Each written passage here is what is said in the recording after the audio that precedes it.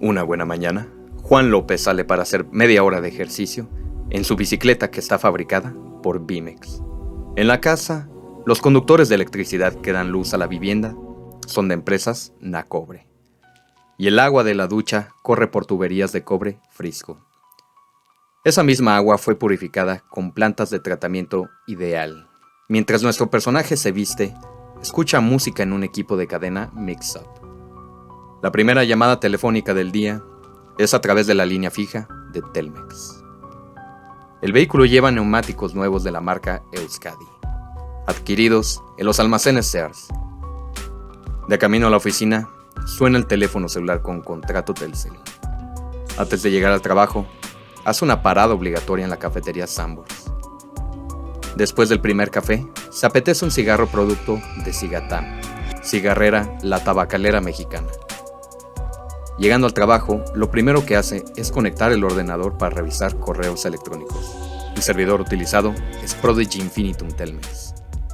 También necesita estar protegido, por lo que recurre a comprar un seguro para su coche en Seguros Sin Bursa. El día va llegando a su fin y antes de llegar a casa hace una parada nacional de dulces para comprar un pastelito, acompañando a un cliente a un hotel llamado Calinda, perteneciente a Real de Turismo. Para las vacaciones, con un presupuesto ajustado, la aerolínea Volaris ofrece excelentes rutas a un bajo costo. Estas son o han sido empresas bajo su dominio. Desde hace más de 15 años, el ingeniero, como le llaman los más cercanos a Carlos Slim, conserva su lugar como el empresario número 1 entre los grandes acaudalados de México, gracias a la combinación de mayor nivel de ventas, participación de mercado y financiamiento bursátil. Sus compañías representan actualmente el 7.3 del Producto Interno Bruto mexicano. Pero antes de entrar a fondo sobre cómo se hizo el hombre más rico de México, y quien ha sido también el hombre más rico del mundo, echemos un vistazo a sus orígenes y a su familia, desde el Líbano, enfocado en su señor padre. En 1902, Julián Slim Haddad, señor padre de Carlos Slim, llegó a México huyendo del yugo del Imperio Otomano, el cual obligaba a los jóvenes en aquel entonces a incorporarse a su ejército. Tenía 14 años y sus hermanos radicaban en Tampico, llegando 9 años después que José, hermano mayor. 5 años después, José abrió una tienda en el puerto, donde antes que a Julián recibió a sus otros hermanos.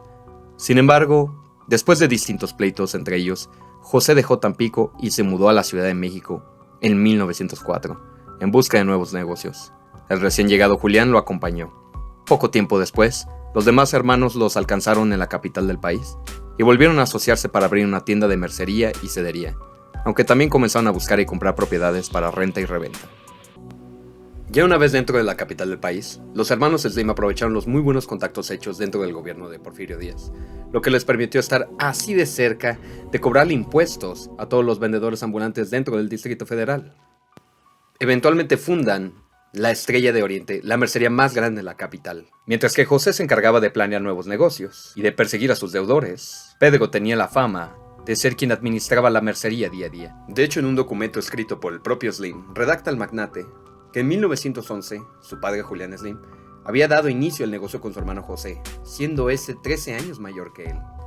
Al principio cada uno poseía la mitad de las acciones, pero todo eso cambia para 1914, cuando Julián Slim decidió comprarle la mitad a su hermano. Basado en este mismo documento que el magnate había compartido, para el 21 de enero de 1921, después de 10 años de haber sido fundada, esta empresa tenía mercancía con un valor que ascendía a los $100,000, junto con la adquisición de casi una decena de propiedades en el centro histórico de Ciudad de México, justo enfrente del Palacio Nacional. Para Slim, su padre se anticipó al pensamiento empresarial de su época, pues tuvo un dominio profundo de la actividad comercial. Ya en los 20, hablaba de que el comercio eficiente era el que vendía grandes volúmenes, con márgenes reducidos y con facilidades. Este último factor aún no se incorpora en los grandes almacenes de descuento hoy en día. En febrero de 1920, Pedro Slim murió a causa de la influenza española, apenas a los 33 años de vida. Su viuda, María Mar, fallece días después. Inmediatamente ante la muerte de Pedro y María, José Slim se convierte en el apoderado de sus bienes y se hizo cargo de la Estrella de Oriente, así como de sus hijos mediante un proceso legal de adopción. Ya para ese entonces, José Slim ya era uno de los empresarios más reconocidos y prósperos de la comunidad libanesa.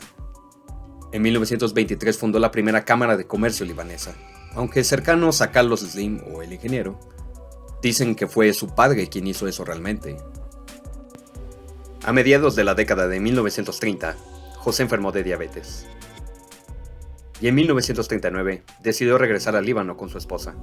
Su sobrino lo acompañó en la convalencia.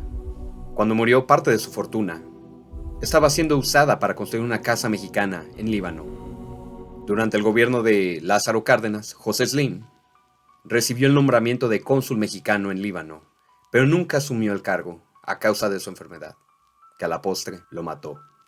Para la década de 1940, Julián Slim, papá de Carlos Slim, ya había adquirido su propio renombre y un capital impresionante, al igual que el resto de sus hermanos, en realidad. Lo que lo diferenciaba de ellos fue que Julián se había casado con la hija de uno de los libaneses más influyentes de ese momento, Linda Elou. El padre de Linda era José Elou, director del periódico más influyente de la comunidad y presidente del Círculo Libanés de México, casándose en agosto de 1926. La primera hija del matrimonio fue Nour, nacida en 1930. Después vinieron Alma, Julián, José, Linda y Carlos, quien nació el 28 de enero de 1940. Julián Slim, influido por su suegro, decidió entrar a la política. Una de las primeras cosas que empezó a hacer fue defender la inmigración libanesa en México. En los archivos del Departamento de Migración, se observa que buena parte de los libaneses que llegaron al país daban como referencia al mismo Julián. Sin embargo, para junio de 1953, Julián Slim Haddad fallece de un infarto y es despedido en Bellas Artes. Carlos Slim pierde a su señor padre cuando solo tenía 13 años de edad, pero nadie se hubiera imaginado que las enseñanzas de su señor padre, como la buena administración, contabilidad y aprendizaje sobre los negocios, lo llevarían tan lejos en la vida. Volviéndose ingeniero por parte de la UNAM, de ahí el sobrenombre, y dando clases de álgebra mientras estudiaba al mismo tiempo, sobre todo por su fascinación por las matemáticas. Pero cambiando rápido de tema, ahora de con quién ató el nudo el ingeniero, Slim se casó con Sumaya Domit Gamel, sobrina del presidente libanés, que ordenó las masacres de Sabra y Shatila, en las cuales falangistas mataron a más de 2,000 personas, sobre todo palestinos refugiados en Libia a causa de la guerra contra Israel. El sacerdote que ofició su boda fue nada más y nada menos que Marcial Maciel, fundador de los Legionarios de Cristo, congregación religiosa que ha sufrido de escándalos de pederastía y corrupción hasta llegar a ser intervenida por el mismo Vaticano. La pareja dio luz a 6 hijos, 3 hombres, 3 mujeres: Carlos, Marco Antonio y Patrick Slim. Son directores de sus compañías fundamentales. Sumaya, Vanessa y Johanna participan en actividades culturales, mientras que sus esposos ocupan puestos directivos en las empresas de su suegro. Su numerosa familia en puestos clave es parte elemental de su conglomerado. Pero antes de entrar a profundidad, es necesario entender cómo se hizo tan rico. La gente tiene la idea de que Slim se hizo millonario gracias a Telmex, pero en realidad no es así. Su verdadera fortuna la hizo cuando operaba en la bolsa de valores y en la crisis de 1982, ya que para 1980 nació formalmente Grupo Carso. Y entre 1981 y 1984... un terrible periodo de crisis económico para México, su grupo empresarial realizó un importante número de operaciones, a las que el ingeniero define como mexicanización de empresas, un término que refleja el nacionalismo que aparece seguido en su lenguaje. Escribe el magnate: en esos años y en virtud de que muchos grandes inversionistas nacionales y extranjeros no querían meter sus inversiones, fue viable adquirir a precios muy por debajo de su valor real la mayoría de varias empresas, e incluso mexicanizar a varias de ellas, entre las que destacan Reynolds Aluminio, Sanborns, Nacobre y sus subsidiarias. Posteriormente mexicanizamos patrimonial y operativamente Luxus, Euskadi, General Tire, Aluminio y 30% de Condomex. También es importante mencionar que tenía información privilegiada y millones de dólares a su disposición en esa época. Y ya con eso se dedicó a comprar empresas que estaban a punto de quebrar o están quebradas a muy bajo precio, para eventualmente sanarlas y venderlas con plusvalía. Comenzó a hacerse famoso por comprar negocios prácticamente fallidos que luego volvía prósperos, como la imprenta Galas, Sanborns, que antes de que la adquiriera la empresa arrastraba fama de ser un lugar sucio y en declive. Cuando Slim la adquiere en 1985, la cadena solamente contaba con 35 establecimientos y 6,500 empleados. 30 años después, quintuplicó su valor y su tamaño, así como a su filial Denny's, Cigatam, Cigarrera la tabacalera mexicana, quien fue vendida a Philip Morris, con la cual el apellido Slim se hizo famoso entre el empresariado mexicano, al haber adquirido el 10% de la misma. Bimex, Hoteles Calinda, Reynolds Aluminio, Seguros de México, Frisco. El mismo Carlitos enfatiza que él fue el único dispuesto a invertir en ellas y que gracias a ello logró conseguirlas hasta el 1.5 de su valor contable real. Dentro del mundo empresarial, una de las cosas que más resalta de Slim es la dureza con la que toma sus negocios. Un muy cercano colaborador del fallecido empresario del norte, Lorenzo Zambrano, contó que el presidente de Cemex y Slim eran amigos hasta que el magnate cementero decidió participar con un pequeño porcentaje en Nextel, una compañía telefónica que competía a Telmex. Este hecho, además de enfriar su relación, provocó que el ingeniero decidiera invertir en la cementera Moctezuma para competirle a su antiguo amigo. También existen historias fantásticas de cómo un miembro de una comitiva peruana con la que Slim visitó Machu Picchu, en Perú, obviamente, relata que después de llegar a la ciudad sagrada para los incas, el magnate se apartó por un momentito para ponerse a hacer cálculos y, de acuerdo con el testimonio de esta persona, al cabo de media hora se reintegró y dijo que ya tenía un nuevo modelo para implementar un sistema telefónico en Sudamérica. Según Jacques Rogozinski, personaje clave en la privatización dentro del periodo del salinismo, uno de los factores poco analizados por el cual Carlos Slim pasó de ser un rico a un multimillonario tiene que ver con un juicio en Estados Unidos. En 2003, dos jueces de quiebras estadounidenses le asignan a Slim todos los activos de dos compañías gringas que habían quebrado en América Latina. Una era AT&T y la otra se llamaba MCI. Entonces Slim se queda con todos los activos. El gran monopolista mexicano se queda con todos los activos porque dicen que no sabe competir. Pues bueno, me queda la gran duda de cómo es posible. AT&T quebró en México la primera vez. Pero entonces a mí no me salgan con que era Slim el monopolio, que no lo dejaba crecer. Porque si eso fuera cierto, ¿cómo es que AT&T quebró en el resto de América Latina? ¿Por qué quebraron en otros lugares donde existe competencia? Pues porque no sabían manejar en América Latina sus inversiones.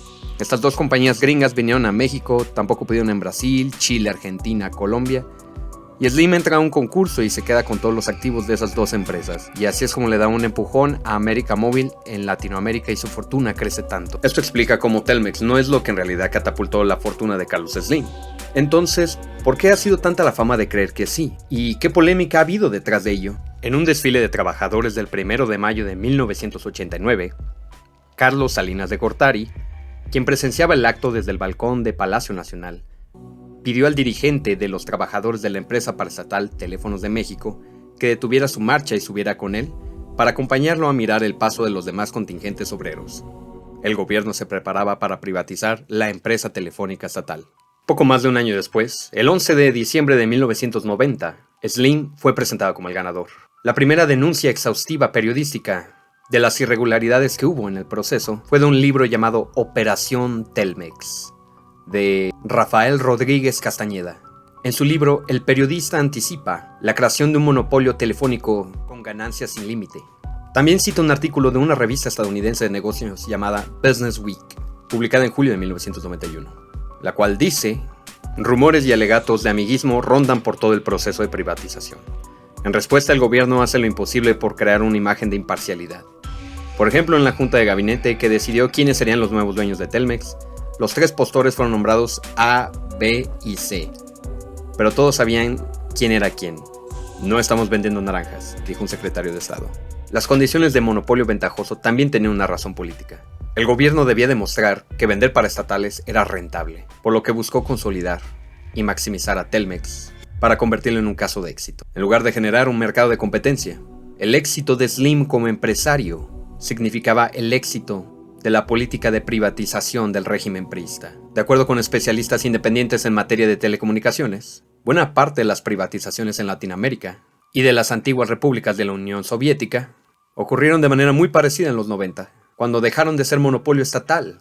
Entraron 2 o a lo mucho 3 nuevos participantes empresariales dominantes, en los que se fusionaba un operador con experiencia y un enorme capital de respaldo para administrar las redes telefónicas existentes, ya que crear una nueva infraestructura resultaba económicamente inviable.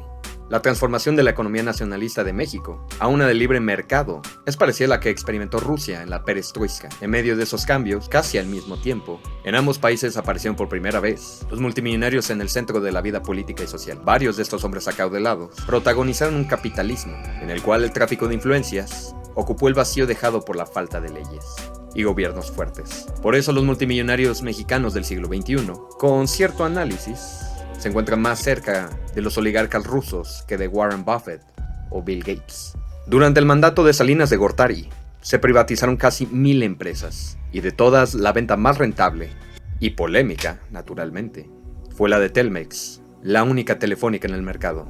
Hasta entonces, Slim solo figuraba como uno de los tantos empresarios que acompañaba a Salinas desde la campaña electoral. Tenía menos de 50 años, y de lo poco que se sabía de él, era que primero trabajó como agente en la bolsa de valores, y luego se enriqueció comprando compañías en crisis, a las cuales volvía rentables de manera milagrosa. El empresario ascendió por un elevador privado al Club de los Millonarios, durante los años que abrió su billetera al PRI. En el sexenio de Gortari, de acuerdo con los registros periodísticos de ese entonces, el magnate donó al menos $25 millones al partido oficial para la campaña electoral de quien sería el siguiente presidente de México, en este caso, Ernesto Zedillo. Después del asesinato de Luis Donaldo Colosio, la reunión se filtró al periódico El Economista, que tituló la noticia "Fija el PRI cuotas para grandes empresarios". Dentro de las negociaciones que tuvo lugar con Carlos Slim, una de las cosas poco sabidas de la propuesta formal que hizo el magnate para adquirir Telmex es la participación especial de un grupo de empresarios mexicanos: Agustín Franco y familia, Miguel Alemán, Rómulo Farril, Bernardo Quintana, Antonio y Moisés Cosío, Ángel Lozada Moreno, Manuel Espinosa Iglesias, Antonio del Valle, la Fundación Mary Street Jenkins, José Miguel Nader, Claudio X González, Antonio Chedraui, Ángel de Merutis Elizarrarás. Es necesario mencionar que hay una idea errónea sobre que Carlos Slim es el dueño absoluto de Telmex, cuando en verdad el amigo de Carlos Salinas de Gortari, aunque ya no, es dueño de una parte solamente, puesto que Southwestern Bell decidió aportar $72 millones más. En otras palabras, la privatización no solo favoreció a un amigo, en ese entonces, del presidente, sino que la ganó un empresario estadounidense, Ed Whitaker III. Fue quien puso más dinero que el resto. La prensa nunca mencionó que los accionistas estadounidenses ganaban $2 por cada uno que recibía Slim. Ni siquiera prestó tanta atención a la composición del capital social de Telmex al término del proceso de privatización. La composición quedó así: 10% Southwestern Bell, 5.23 32 inversionistas mexicanos, 5.17 Carlos Slim, 5% France Telecom, 4% se reservó para los trabajadores y 70.6 estaban en las bolsas de valores entre Nueva York y México. Luego de quedarse con el control de la antigua paraestatal mexicana, una táctica que Carlos Slim utilizó fue la de usar el capital generado por el crecimiento del mercado de la telefonía celular en México, que en 2 años pasó de 8.3 millones a 96.2 millones, para fortalecer económicamente a su empresa América Móvil, y con el enorme flujo de dinero que poseía, ir adquiriendo nuevas compañías de telecomunicaciones en Brasil, Argentina, Perú, Chile, Ecuador y Colombia.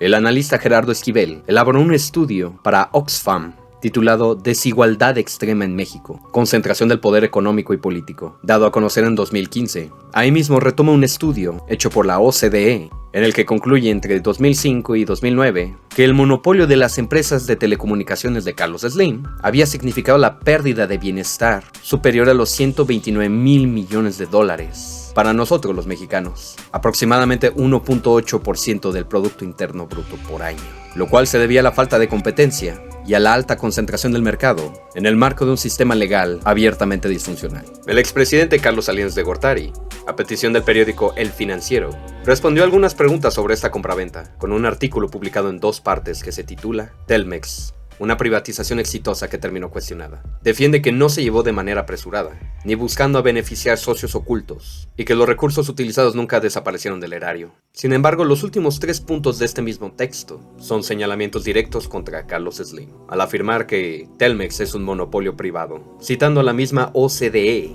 Telmex controla en México 80% del mercado de telefonía fija y 70% de telefonía móvil. Es una empresa con poder dominante en todos los segmentos del mercado, y que como operador dominante goza de un poder de mercado duradero que la competencia no está minando y que tampoco está limitado por la regulación de ninguna manera eficaz.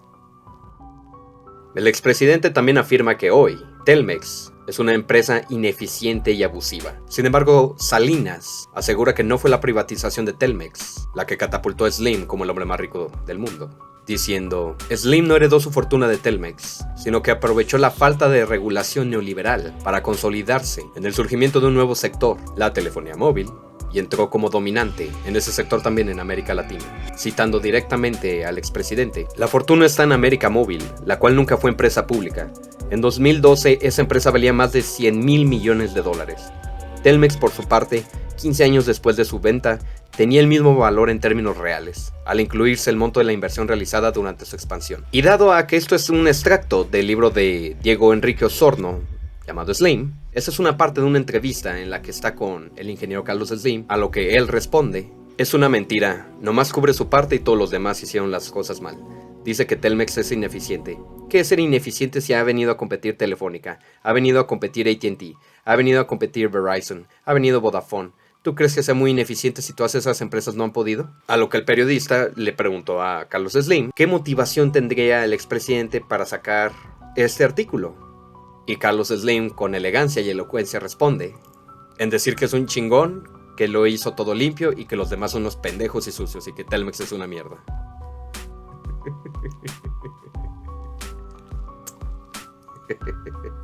Acostumbrado a las críticas que lo acusan de monopolio, el yerno del ingeniero, Arturo Elías Ayub, tiene una respuesta bien construida, la cual va a ser parafraseada.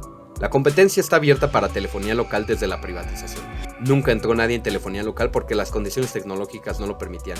Nadie se atrevió a construir una nueva red nacional de telecomunicaciones. Nadie quiere invertir un peso en estos mercados.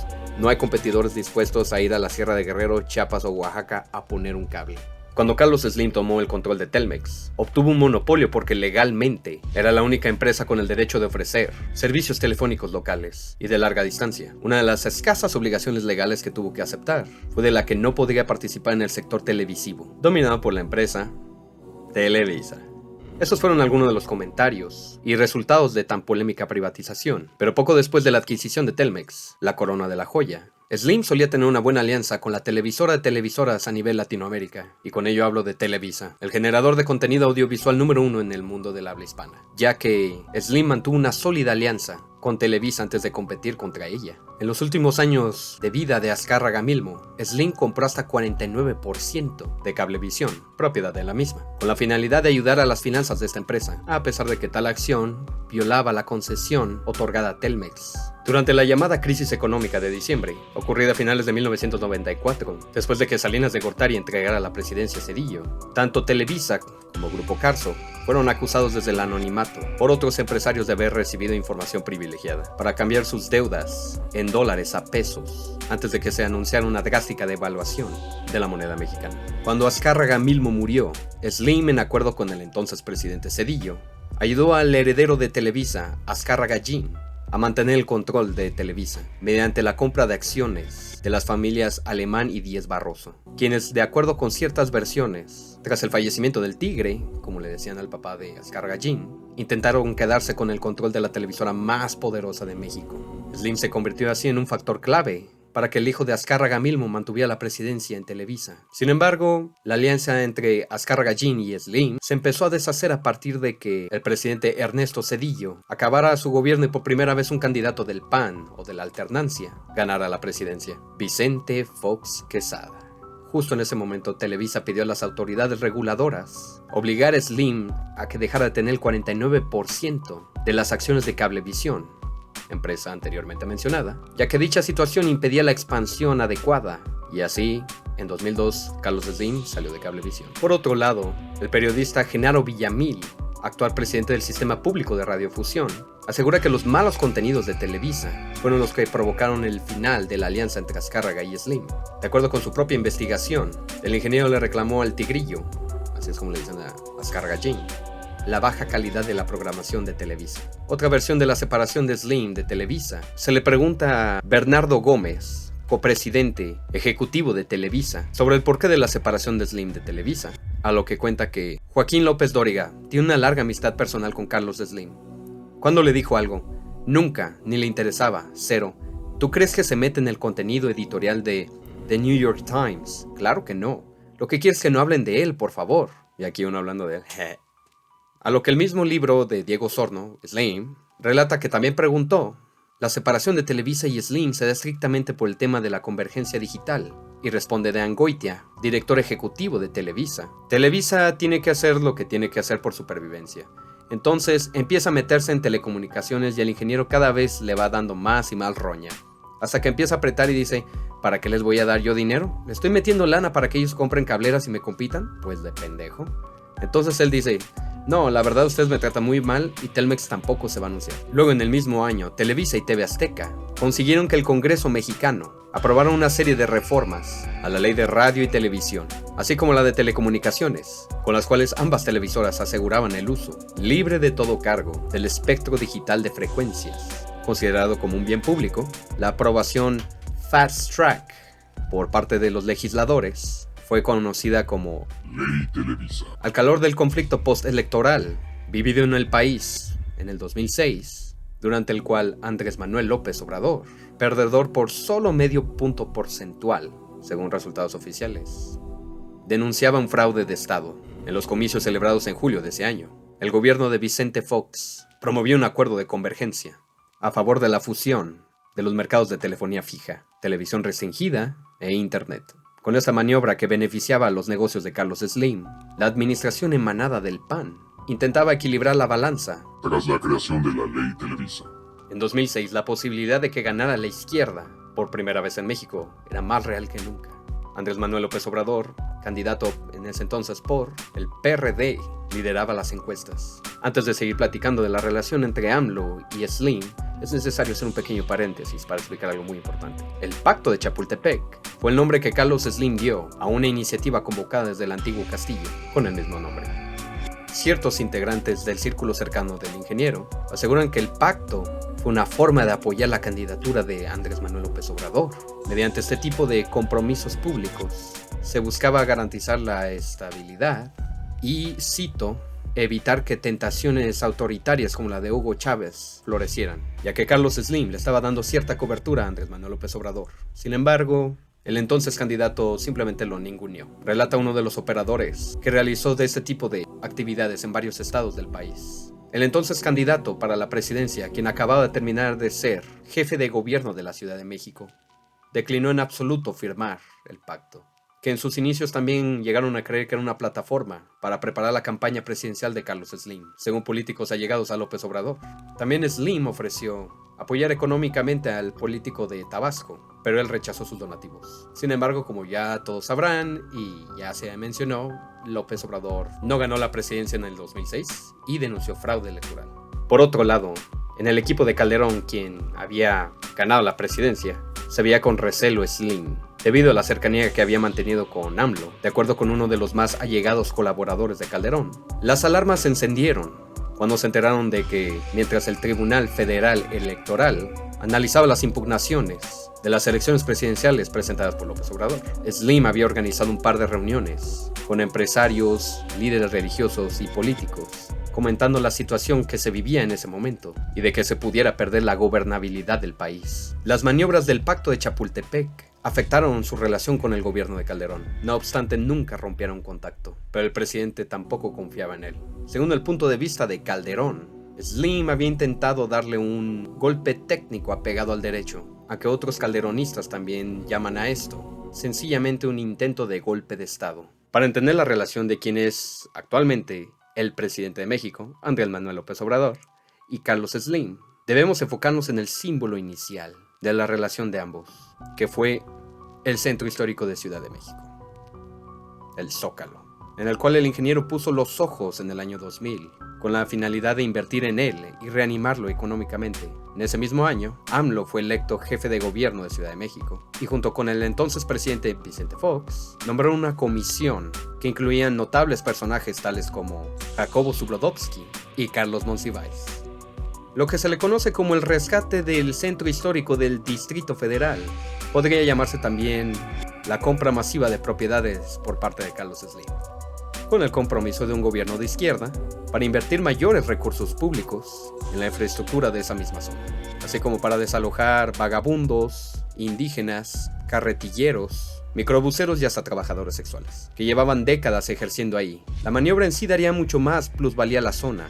Entre el centenar de casas y edificios que adquirió está el Virreyes, un hotel que en la década de 1960 era una referencia obligada para los mejores boxeadores del país, y uno que otro famosillo. Sin embargo, su negocio ha sido considerado por algunos como un acto de filantropía. La rectora de una de las principales instituciones, la Universidad del Claustro de Sor Juana, Carmen Beatriz López Portillo, hija del expresidente, le otorgó al ingeniero la medalla Sor Juana Inés de la Cruz por haber salvado el centro histórico. En esa misma apuesta por el futuro, Slim aprovechó el abandono y deterioro de otra zona de la Ciudad de México, cercana a Polanco. Cerca ahí, en un área degradada donde antes había una harinera y una llantera, construyó un complejo enorme que incluye torres de departamento de lujo, a lo que le llamó como el Centro Comercial Carso, llevando las siglas de Carlitos y So de Sumaya, su difunta esposa. Pero antes de seguir, retomemos la batalla entre Slim y Azcárraga Gin. Un año después de la administración de Felipe Calderón, invalidó el acuerdo de convergencia a través de la Comisión Federal de Telecomunicaciones, que anunció a su vez la creación de un plan técnico fundamental de interconexión e interoperabilidad, el cual impedía la participación de Telmex. Ese mismo año, la Suprema Corte de Justicia de la Nación declaró como parcialmente inconstitucional artículos claves de la Ley Televisa, ya que generaban prácticas monopólicas y perjuicios al interés público, a la libre competencia y a la rectoría del Estado. Así, tanto Slim como Televisa y TV Azteca volvieron a estar en condiciones más o menos similares. Uno creería que aquí acabó la disputa entre el gigante de telecomunicaciones y la televisora titánica latinoamericana, pero no, apenas estaría comenzando.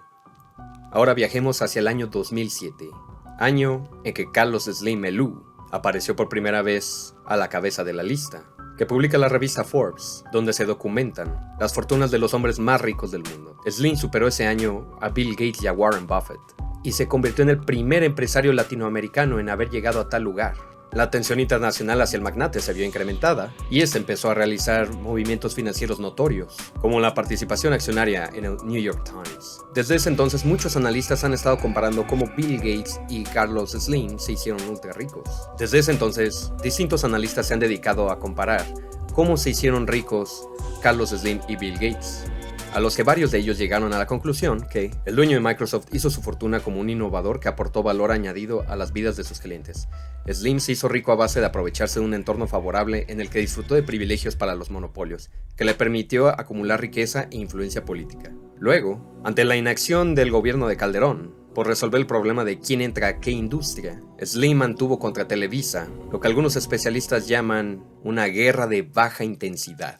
La lucha empezó a subir de tono en 2011, conforme se acercaban las nuevas elecciones presidenciales. Una nota publicada por el periódico El Reforma sobre el retraso de la empresa Vestel, filial de Televisa, en la instalación y operación de una red telefónica del ISSSTE, detonó uno de los primeros enfrentamientos abiertos. Tras la publicación, Televisa pagó desplegados en diversos periódicos nacionales, en los que acusaba a Telmex de ser causante del retraso, y señalaba que Reforma estaba deformando la realidad con el fin de servir a los intereses de Slim.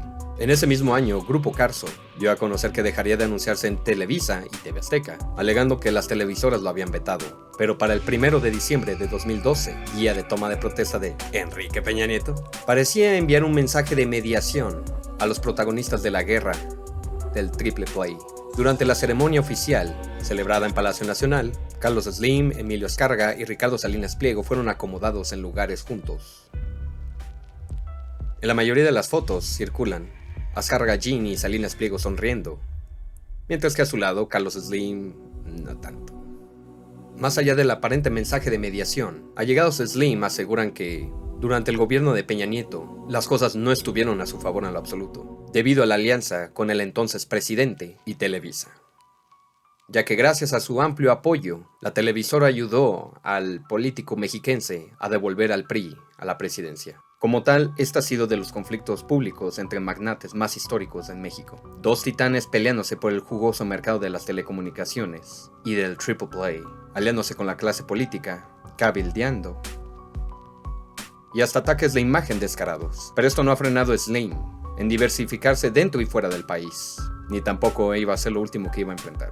Después de su rotundo fracaso en América Latina hace más de 20 años, AT&T, gracias a la compra de Usacell, la compañía estadounidense entraba a México nuevamente. Esto se da en el contexto de la legislación antimonopolio, que coloca restricciones al agente económico más preponderante, lo que llevó a América Móvil, empresa de Carlos Slim, a reducir su participación al menos en un 50% y poner a la venta el resto de sus activos. En menos de un año, AT&T pasó de ser un sólido aliado de América Móvil a convertirse en su principal competidor.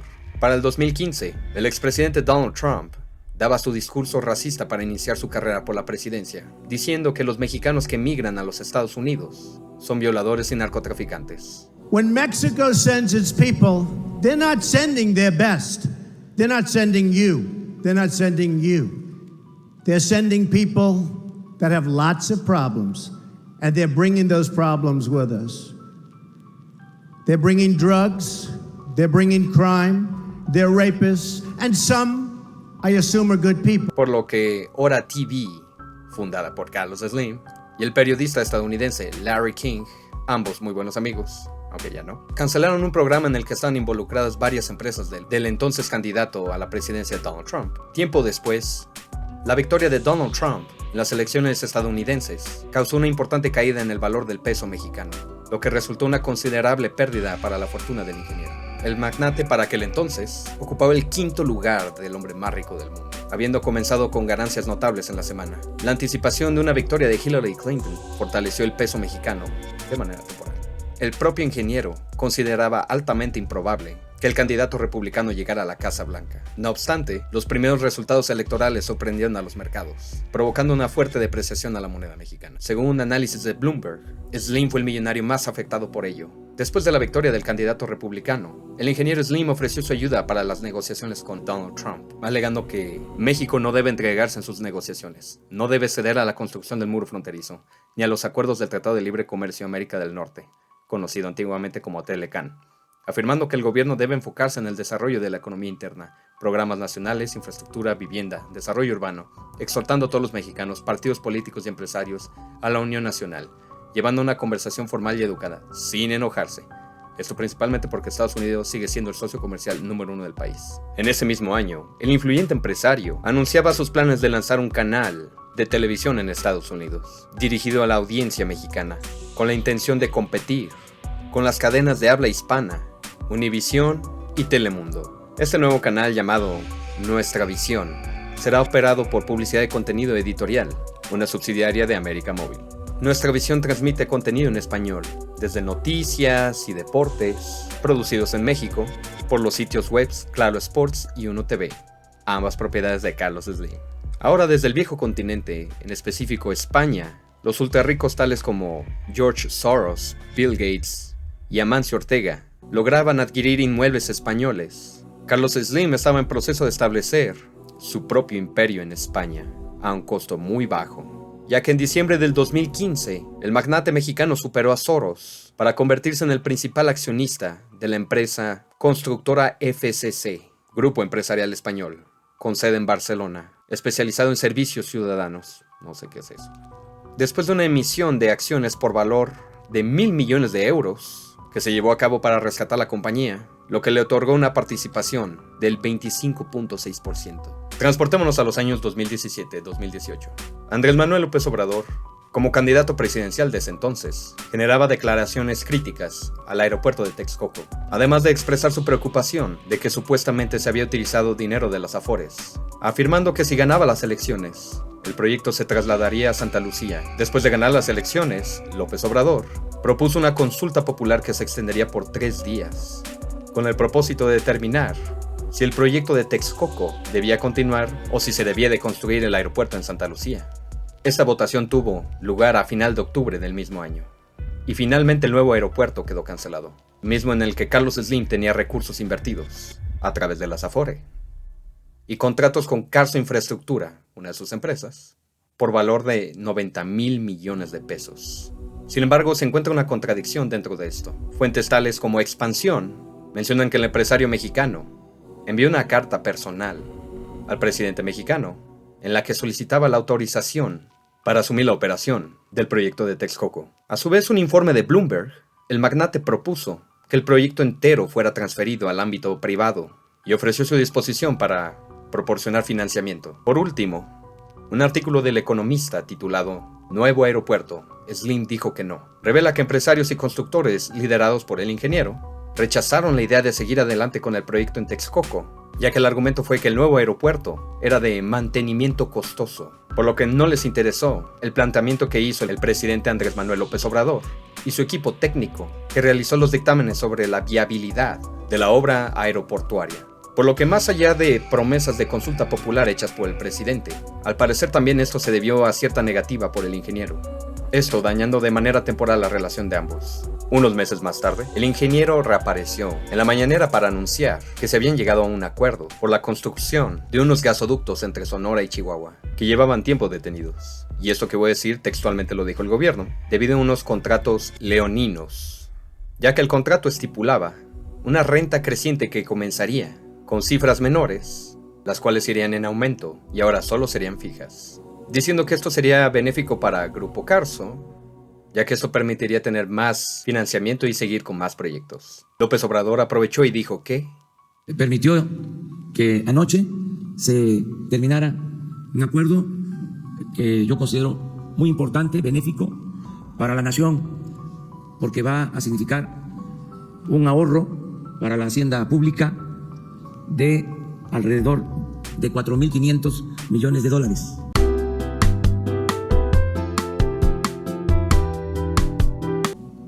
Fue muy importante el que haya aceptado participar en este acuerdo desde el inicio. El Grupo Carso, hacer el reconocimiento aquí a Carlos Slim, que fue el primero en llegar al acuerdo con la Comisión Federal de Electricidad. Esto marcó la pauta para lograr los acuerdos posteriores. Eventualmente tocó su turno para platicar de uno de los proyectos de infraestructura más ambiciosos del periodo actual, el Acuerdo Nacional de Infraestructura, con 147 proyectos que en conjunto requieren de una inversión de 859,000 millones de pesos por parte de la iniciativa privada, en conjunto con el gobierno actual, con el fin de detonar crecimiento económico, desarrollo de infraestructura y generación de empleo. A lo que el ingeniero mencionó que en el pasado la infraestructura era parte del crecimiento económico, pero ahora hay un fenómeno interesante.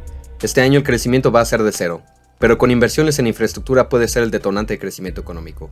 Eso lo tiene claro el gobierno, es donde se puede invertir grandes montos a largo plazo. Sin embargo, también recalcó la necesidad de que el gobierno invierta al menos el 5% del Producto Interno Bruto anualmente en infraestructura. Distintas empresas del ingeniero ya están consideradas para distintos rubros, como telecomunicaciones con Telmex y Telcel, con un monto estimado de 200,000 millones de pesos, y así como su conglomerado de construcción para Latinoamérica, Grupo Ideal, con contratos de 10,000 millones de pesos. Después de haberse iniciado la construcción de otra obra insignia de la 4T, en 2008, el famoso Tren Maya, y de haberse detenido por diversos problemas como desde construcción en zonas protegidas, destrozos ambientales y daños al patrimonio arqueológico. 2 años después, Carlos Slim ganaría una licitación mediante sus dos constructoras, la mexicana Carso y la española FCC, para construir 2 tramos de un total de 235 kilómetros ferroviarios, desde Escárcega hasta Calquini, dentro del estado de Campeche, rondando en un costo de 778 millones de dólares. La polémica tampoco se ha hecho esperar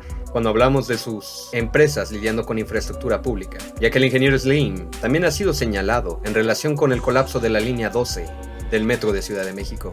El 3 de mayo de 2021, un incidente en el que fallecieron 27 personas y resultaron heridas otras 80. Este trágico accidente se considera el más mortífero de la historia del sistema de metro en la capital. Varios informes confirman que la causa del accidente fue una construcción deficiente y negligente en el tramo elevado, que estaba a cargo de Carso Infraestructura y Construcción. Diversos medios de comunicación han acusado al gobierno de la ciudad y al mismo presidente de proteger a Slim de afrontar las consecuencias, incluso llegando a obstaculizar las investigaciones realizadas por la consultora noruega DNV inicialmente comisionada y luego retirada por el gobierno de la Ciudad de México. Aparentemente se llegó a un acuerdo no oficial con el presidente, al que el empresario Slim acordó asumir los costos de la reparación de obra y compensar a las familias de las víctimas a cambio de su silencio en los tribunales.